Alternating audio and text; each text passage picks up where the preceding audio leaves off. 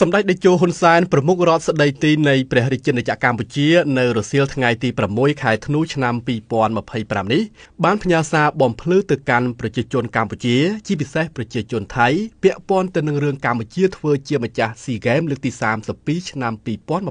2023សំណេររបស់សម្ដេចតេជោមានខ្លឹមសារទាំងស្រុងដូចខាងក្រោមថ្ងៃនេះខ្ញុំមានភាពចាំបាច់ដើម្បីបំភ្លឺទៅកាន់ប្រជាជនកម្ពុជានិងប្រជាជនថៃអំពីរឿងស៊ីហ្គេមលើកទី32ឆ្នាំ2023នៅកម្ពុជាកាលពីថ្ងៃទី4ខែធ្នូឆ្នាំ2025មុននេះ Page Facebook ផ្លូវការរបស់ខ្ញុំបានបង្ហោះវីដេអូមួយស្ដីអំពីការបិទស៊ីហ្គេមនៅឆ្នាំ2023នៅកម្ពុជាខ្ញុំមិននឹកស្មានថាតាមរយៈវីដេអូនេះធ្វើឲ្យជនជាតិថៃមួយចំនួនលើកឡើងថាខ្ញុំមានចេតនាឌឺដងឲ្យថៃដែលធ្វើជាម្ចាស់ផ្ទះស៊ីហ្គេមឆ្នាំ2025នេះខ្ញុំពិតជាមិនហ៊ានប្រៀបធៀបកម្ពុជាជាមួយនឹងប្រទេសផ្សេងនោះទេព្រោះប្រទេសនីមួយៗមានការរៀបចំចាត់ចែងភារកិច្ចរៀងៗខ្លួននិងកាន់តែមិនហ៊ានប្រៀបធៀបជាមួយនឹងប្រទេសថៃដែលមានមនុស្សមួយចំនួនចេញមកតាំងខ្លួនថាជាប្រទេសអ្នកមានប្រមាថមើលងាយកម្ពុជាថាជាប្រទេសអ្នកក្រដែលមានអ្នកសុំទានពាក់កណ្ដាលប្រទេសរឿងកាន់តែហួសចិត្តមានជនជាតិថៃមួយចំនួនបានចេញមកនិយាយថាសូមកុំយកថៃទៅប្រៀបធៀបជាមួយនឹងកម្ពុជាព្រោះកម្ពុជាធ្វើស៊ីហ្គេមដោយប្រើលុយចិនរឿងបែបនេះគេអាចនិយាយទៅកើតតើនេះជាចរិតបុគ្គលឬចរិតជនជាតិថៃដែលចូលចិត្តមើលងាយគេនិងប្រឌិតរឿងខ្ញុំគួរតែបញ្ជាក់ថាមិត្តចិនតាមរយៈប្រធានាធិបតីស៊ីជីនពីងពិតជាបានជួយសាងសង់ស្តាតមរតកតេជោដែលជាកន្លែងបើកនិងបិទស៊ីហ្គេមព្រមទាំងជាទីតាំងប្រកួតវិញ្ញាសាមួយចំនួនផងដែរដែលខ្ញុំសូមយកឱកាសនេះសារជាថ្មីម្ដងទៀតសូមអរគុណមិត្តចិនដែលបានជួយកសាងហេដ្ឋារចនាសម្ព័ន្ធកីឡាមួយចំនួនដែលកម្ពុជានឹងប្រើតកូនតចៅស៊ីហ្គេមមានវិញ្ញាសាប្រកួតជាច្រើនដែលនៅភ្នំពេញមួយចំនួននិងតាមបណ្ដាខេត្តមួយចំនួននៅភ្នំពេញក្រៅពីទីតាំងដែលរដ្ឋាភិបាលកសាងក្រោយឆ្នាំ1979យើងនៅមានមរតកដែលបន្សល់ទុកដោយសម្ដេចឪសម្ដេច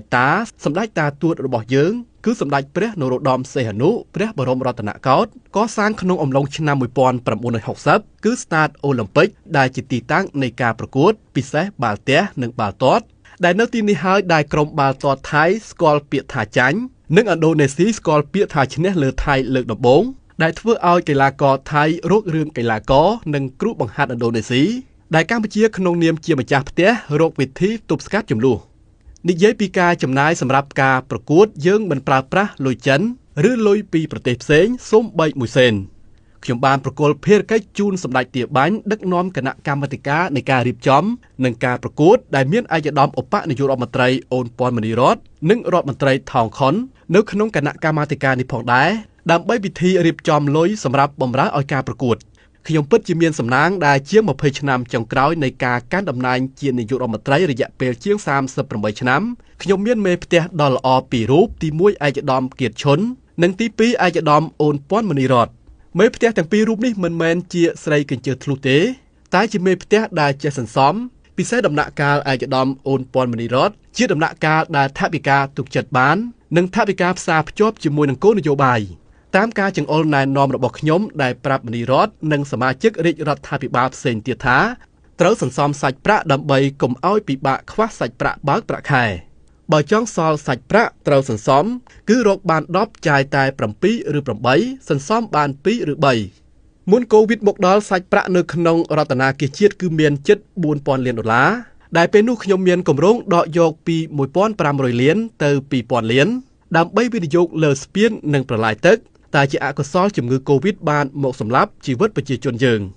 គ្មានជំរើសណាមួយផ្សេងក្រៅពីយកលុយនេះមកការពារជីវិតប្រជាជននិងជួយប្រជាជននោះទេទោះជាយ៉ាងណាក៏ដោយសាច់ប្រាក់ដែលនៅរដ្ឋាភិបាលនៅតែធានាការចំណាយលើការបើកបៀវត្សមួយខែ2ដងដដែលសម្រាប់ការចំណាយស៊ីហ្គេមឆ្នាំ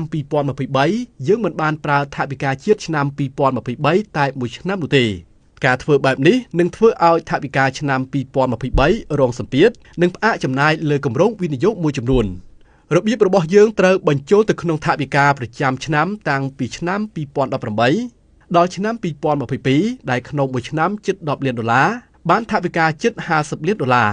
ដោយឡែកថវិកាឆ្នាំ2023យើងក្រុងក្នុងច្បាប់ថវិកាចំនួន$150 លានទៀតសរុបជិត$200 លានតែដោយស្មារតីសន្សំសំចៃ